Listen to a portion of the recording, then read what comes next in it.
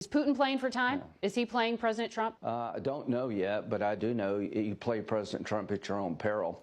What Trump did to get Ukraine at the table was tough, and it worked. So if Putin is sincere about wanting peace, accept the ceasefire on the same terms as Ukraine and quit trying to mix the two, ceasefire and peace deal.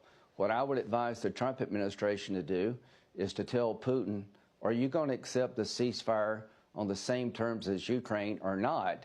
If you're not, go back to maximum pressure. I have legislation that will overwhelmingly pass the United States Senate that will crush the Russian economy, and I'm willing to move forward if I have to. But we're talking about ceasefire, and we're talking about peace. We weren't talking about that in the last administration. But to me, Putin's a predator.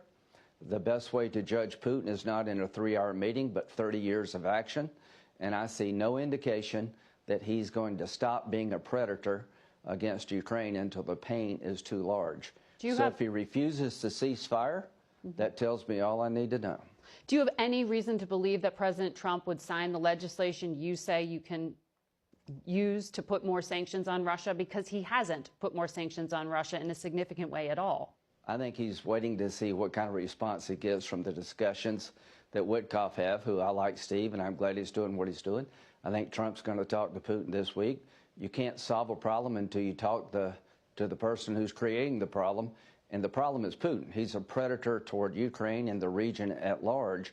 I hope President Trump can convince Putin to go to the peace table, to engage in ceasefire, and to find a win-win solution for both countries to stop the killing.